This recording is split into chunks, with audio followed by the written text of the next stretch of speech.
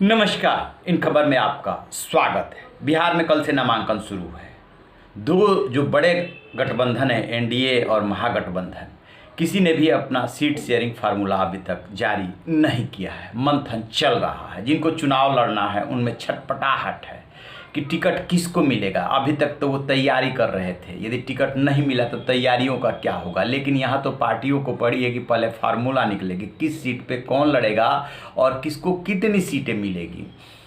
तो यदि बात करें महागठबंधन की, तो कांग्रेस से उसकी रार चल रही थी। कांग्रेस के दिल्ली मुख्यालय में पिछले 2 दिनों से मीटिंग चल रही है। इसके अलावा जो तुगलक लेन का राहुल गांधी का रेजिडेंस है, वहाँ पे मीटिंग चल रही है, मीटिंग दर मीटिंग। कल जो है हाथरस निकल गए थे राहुल गांधी, प्रियंका गांधी, इसलिए जो है इस पर बहुत ज़्यादा बातचीत उनकी नहीं हो पाई बिहार के नेताओं से और अपने रणनीतिकारों से, शक्ति सिंह गोहिल, अहमद पटेल, अविनाश पांडे से। लेकिन जो खबर आ रही, जो आरजेडी ने संकेत दिया है, उसके मुताबिक तेजस्वी यादव की इन नेताओं से बातचीत हुई है। और जो पहले 58 सीट पे तेजस्वी यादव अड़े हुए थे कि 58 सीट ले ले कांग्रेस और मान जाए, उसके बाद वो 60 सीटों पे आए। लेकिन अब उन्होंने नया ऑफर दिया है 65 सीटों का। कांग्रेस कह रही है कि 70 से 1 सीट पे हम कम नहीं लड़ेंगे।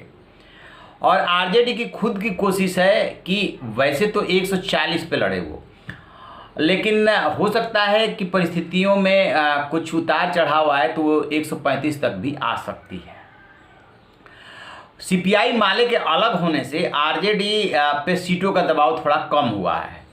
तो उस कंडीशन में जो फार्मूला अब निकलता हुआ सा दिख रहा है, जिसपे राहुल गांधी मोटा मोटी सहमत है, आज शाम तक क्लियर हो जाएगा। तो जो डील लॉक हुई है दोनों के बीच में, जो बीच के नेता हैं और जो तेजस्वी यादव की बातचीत हुई है, उसमें 65 से 67 सीटें, 1-2 सीटें और बढ़ सकते हैं। अब वो कांग्रेस को, तो 1-2 सीट के लिए कांग्रेस भी अकेले चुनाव नहीं लड़ना चाहेगी, क्योंकि उसको पता है कि अकेले लड़ने में दोनों को नुकसान है।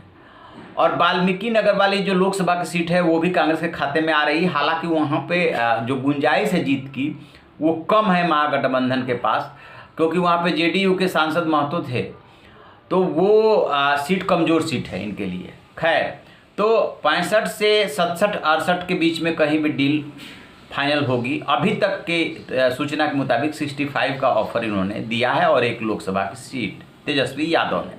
मनोज झा जो आरजेडी के प्रवक्ता है, उन्होंने कहा कि आप पूरी परिस्थितियां देख रहे हैं, हम दोनों साथ लड़ेंगे, बहुत ज़्यादा कुछ कहने के लिए बचा नहीं है। कांग्रेस जो है उम्मीद है कि मान जाएगी और इन लोगों के साथ लड़ने में ही भलाई है। लेकिन अब है क्या कि 28 अक्टूबर को जो पहले फेज का चुनाव है उसमें 71 सीटों पे चुनाव होना है। तो जितनी जल्दी इस पे डील के बारे में पता चल जाएगा, सीट शेयरिंग, उसी हिसाब से तो कैंडिडेट तैयारी करेंगे। मान लीजिए कि 71 सीटों में से, फर्स्ट फेज की सीटों में से कांग्रेस को कितनी सीटें हैं, आरजेडी को कितनी सीटें हैं, सीपीआई और सीपीएम के साथ यदि जा रही है आरजेडी तो उनके पास कितनी सीटें मिली, मुकेश सहनी को कितनी सीटें मिली।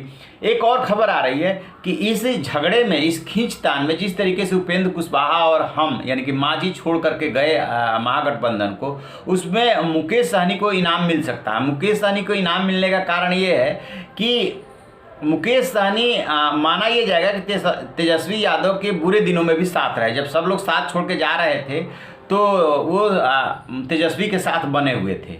तो उनके लिए कहा जा रहा था कि इसे 8-9 सीटें अधिक से अधिक मिलेंगी।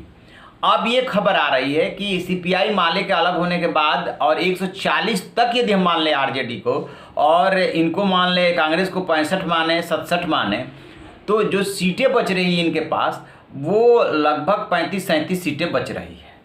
अब 35-37 सीटें में से जो सीपीआई और सीपीएम है उनको कितना देंगे? वो लोग जो डिमांड कर रहे हैं वो 20 और 25 प्लस डिमांड कर रहे हैं।